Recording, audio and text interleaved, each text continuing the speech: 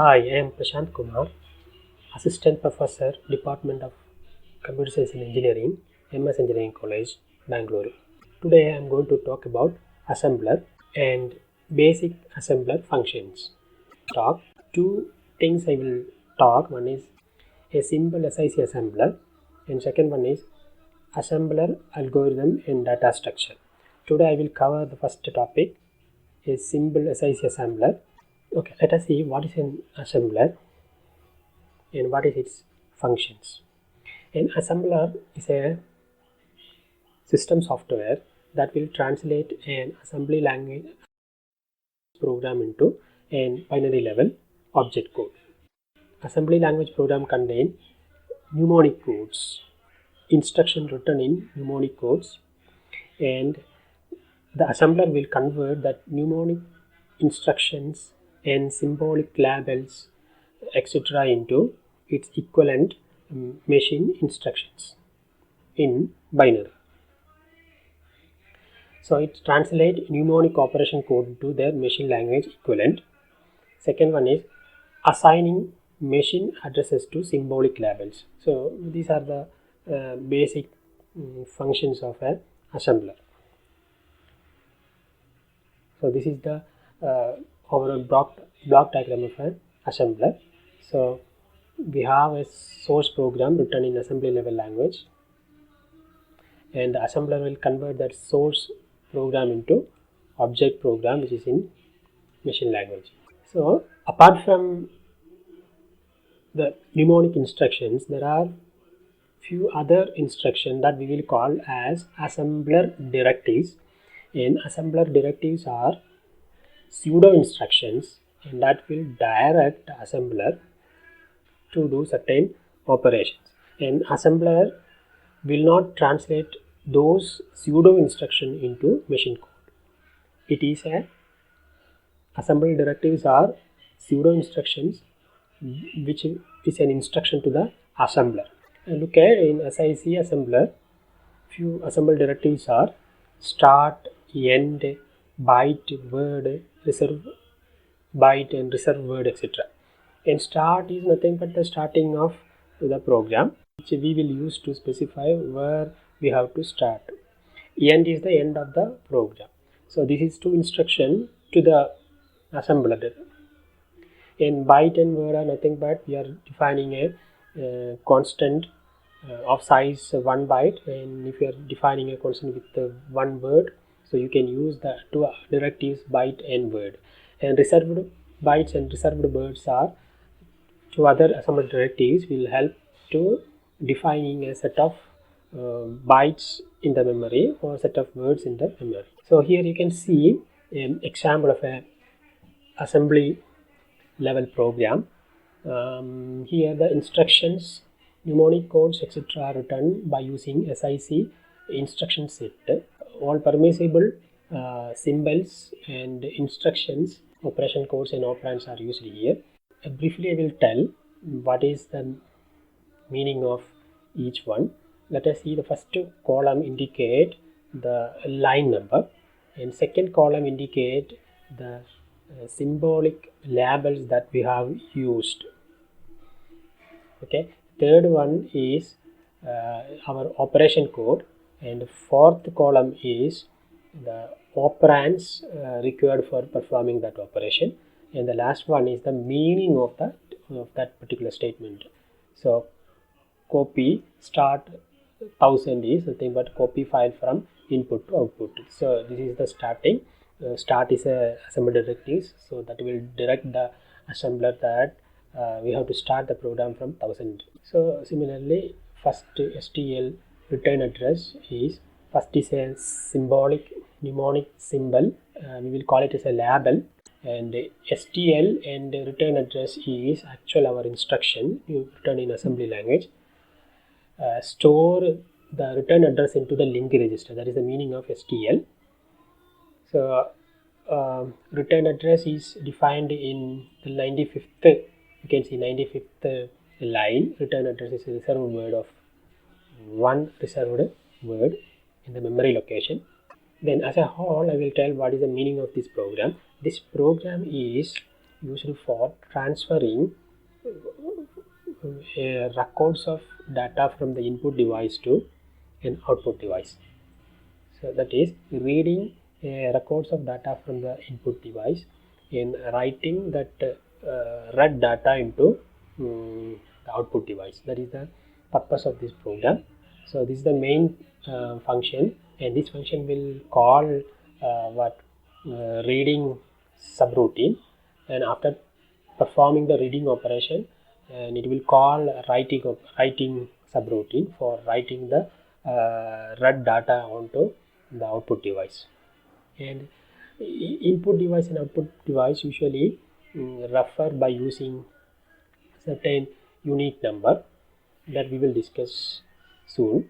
Let us see, this is the subroutine for reading the data from the input device and read the data and store it into a buffer. A buffer is of size maximum we have used here is 4 KB sized buffer is using for transferring data. This is the read subroutine, and this is the second subroutine used for writing the data onto the output device. Subroutine to write record from buffer to output device. So this main program will use both these two subroutine. For reading purpose, it will call this subroutine. For writing purpose, it will call this third. So as a whole, we can say the purpose of this example program is to read a record from input device, where input device is mentioned by using a unique hexadecimal number F1, and copy the read data from the buffer into the output device, and output device is uniquely represented by a hexadecimal number 05. And at the end of the file, EOF, a special character, will write that will indicate the end of the file. After that, it will return back to the operating system. For reading the data and writing data, two instructions are there, RD and WD. A buffer is used for reading data for temporary storage. A buffer is used to store records. A buffering is necessary for different IO rates, because reading and writing with a different rate, so that is why we need a buffer. The end of each record is marked with a null character. Each record end with a null character. The end of the file is indicated by 0 length record. So that will indicate when we finish the writing operation. And two subroutine we have. One is read record RD/REC and write record, and that we can call by using the code jump SUB, and return from the subroutine we can do by using RSUB. Save link register first before next jump, because we need to call back to the caller. That's why before jumping from the caller, we need to store the return address. Why? Because after performing the intended operation from the subroutine, we need to return back to the caller. So for getting the return address, we need to store return address into a link register. So a simple SIC assembler, what are the stepwise operations or overall functions of a assembler? We can list in this 5 way. It's not a sequential operation, but assembler should do all these 5 operations in order to convert an assembly language program into an object code. The first one is convert mnemonic operation code to their machine language equivalent. So mnemonic operation codes we will use in assembly language program. So that mnemonic code, find it equivalent machine code and convert. Second one is, if we are using a symbolic operand like any label we are using, then those label we have to identify and its equivalent machine code. So any symbolic labels we are using, that symbolic equivalent to that symbolic label, identify the machine address and convert. Decide the proper instruction format.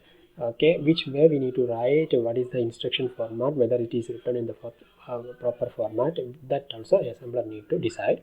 And convert that data constant to internal machine representation. For example, suppose we are using EOF indicate end of file, and find it equivalent machine code and convert it, because it's a data constant. Any constant, suppose any numerical constant and character constant, suppose we are using, and find it equivalent machine code and convert it to. Last one is write the object program in the assembly listing. These are the 5 functions of a assembler, from which look at the second one, and second one is the little difficult operation. Why? Because here we are identifying the symbolic labels, and any instruction that is referring that symbolic labels, if it is a forward reference, then it is difficult to obtain its equivalent machine address. Except all we can easily do if we sequentially process the assembly level instructions and converting assembly level instruction into machine code. So except the second one, we can easily accomplish. So converting, so how to do the second one, how to accomplish the second one. So here converting symbolic operand to their equivalent machine address, so that involves forward reference. For example, I will show you.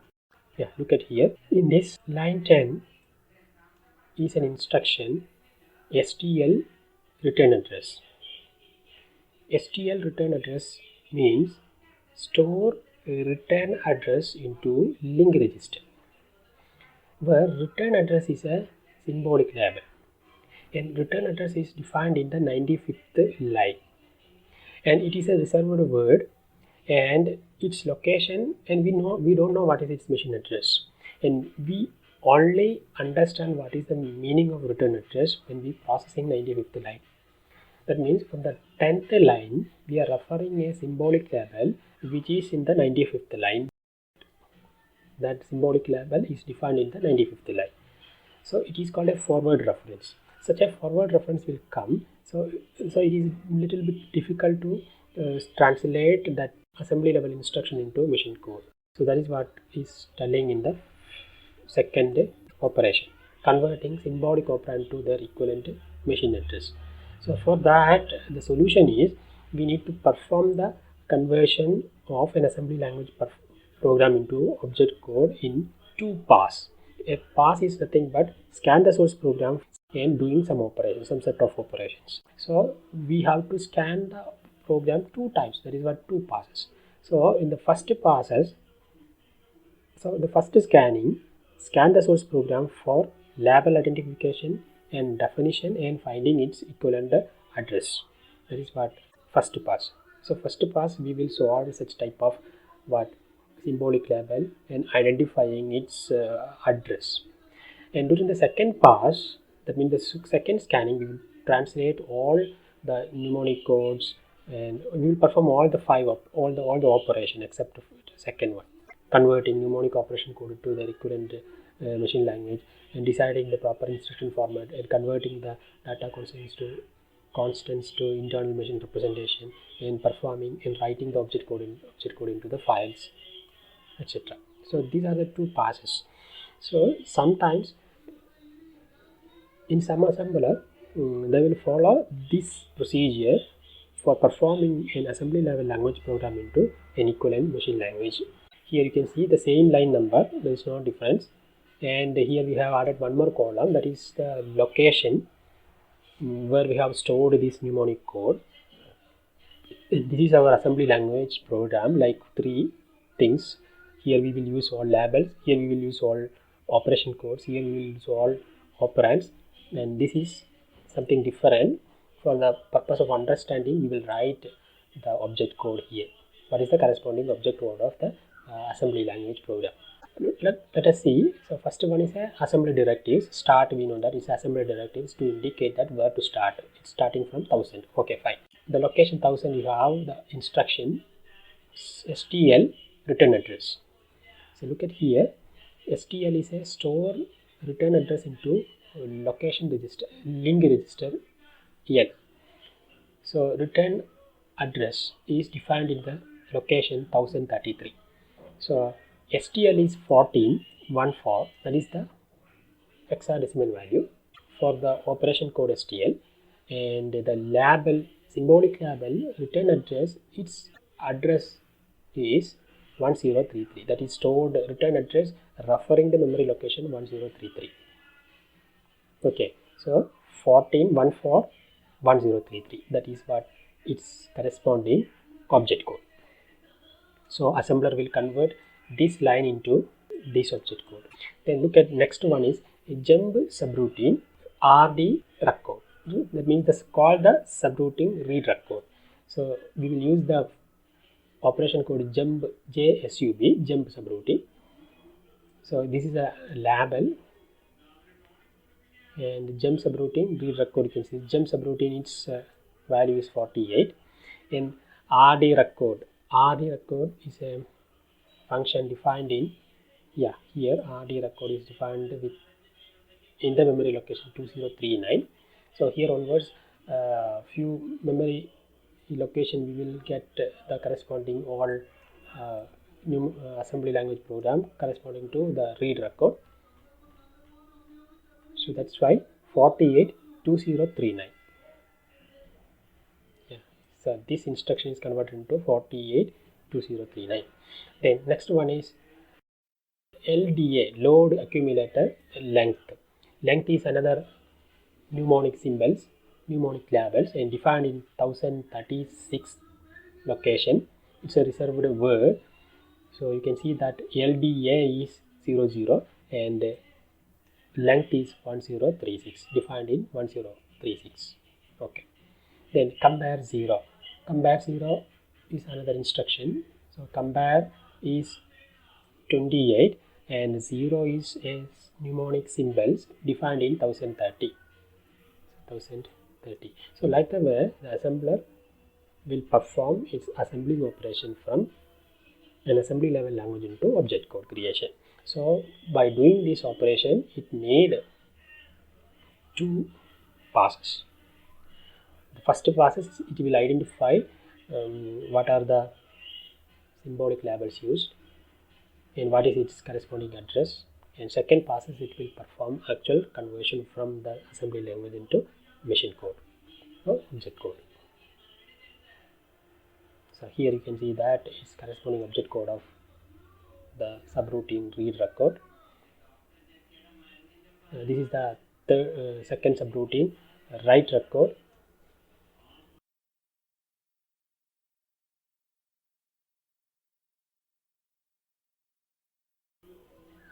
So this is the line number, this is the memory address, this is the symbolic labels, actual mnemonic operation code and operands, and its corresponding object code. So an assembler perform its operation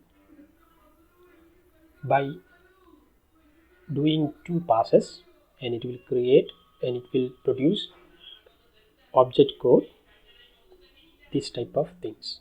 Then what is the format of object program? Let us see how we can store object program in a file. So usually an object program contains 3 sections. First section is called a header record, and second section is called a text record, third section is called end record. In each section you can see that first column of the header record is represented by capital H, and 227, column number 227 is used for defining the program name. And third one is 8 to 13 is used for storing the starting address of the object program in hexadecimal. 14 to 19 is used for storing the length of object program in byte. What is the total length of object program in hexadecimal we will store. Okay, then text record. Look at the first column is representing T, and 2 to 7 is representing what is the starting address of the object code in this record. So an object program contains many such text record, and one text record if you take, then first column is T, then 2 to 7 is the starting address of that record in hexadecimal, and 8 to 9 is the length of the object code in that record in hexadecimal, and 10 to 69 is object code, actual object code we list in hexadecimal. End record is begin with E, first column is B, then 2 to 7 is the address of the first executable instruction in object program, which is in hexadecimal. Okay, you can see that. And usually, see, for the purpose of understanding, we will use a special symbol, and which is not a part of our object code. It is just for the understanding purpose. We are using this cap symbol, and which is used for separating one set of object code with another. Look at here. This is a sample object program, and here the first one is our header record. So header record is starting with the H, first column, and from here to here, that means total of 7 columns is used for defining the program name. Then from here to here is the starting address, and from here to here is the size of the our object program, length of the object program in bytes. So 1, 2, 3, 4 sections. Then there are 1, 2, 3, 4, 5 text records are there. Then each text record is begin with the capital letter T. So first column is T, you can see. Then the second column is the starting address of this record. That means this record is starting with the 001000, and next 2 column is used for the size in byte. Okay, we will represent that number in hexadecimal. That's why 1E comes. Then followed by hexadecimal object code. So first object code, second object code, third object code, fourth object code, fifth, like that it will continue. Okay, so that is one record. The next record will start with a T. Then what is the starting address of this record? Okay, then what is the size of this record? Then what is the object code stored in this record? Then T, starting address, size, and size in byte, and object code. Similarly, you can see 2 more text record. Then finally, last end record beginning with E, then followed by the starting address of this object program. So this object program, this is an object program of previously explained example. So that object program begin with the 00100. Okay, so this is the end record. So 3 type of records you can see in every object file: header record, text record, and end record. So I'm going to conclude. So for every assembler, we can see 2 passes, and we understood why we need 2 passes. If you have a forward and you are using a label, symbolic labels, in such label we are referring, and that label is defined the letter part of the program. And while converting assembly language program line by line in a sequential fashion, so it is quite difficult to understand what is the address of the symbolic labels. So if we referring any instruction is referring a symbolic label and that is defined latter part of the program, so the sequential processing will create problem. So for that purpose, we will perform 2 passes, that is 2 scanning of the input program. The first scanning, look at, so these are the functions we will do in the first scanning. The step 1, assign the address to all statement in the program. Okay, so first step is, you can see that we will assign the address, memory location to each step of the program. So that we can see here. Yeah, here in this program, so we have assigned 2061, 2064, 2067, etc. to etc.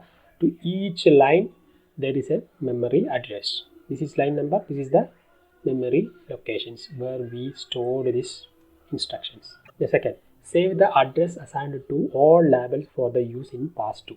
That means if you are using any mnemonic symbols as label, then save those label address. Then when perform the assembler directives, that means what is the meaning of those assembler directives, and it's an instruction to the assembler and perform that instructions like a byte, reserve word, etc. We need to define it. Okay, that is what we need to perform in the pass 1. And in pass 2, assemble instruction and generate the object program. So in the pass 2, the second scanning, assemble instruction, generate opcode and lookup addresses. So convert opcode into machine code and operand, corresponding operand into machine code. Generate data value defined by byte and word. For example, suppose we are using a numeric constant or a character constant, and what is its corresponding address, define it.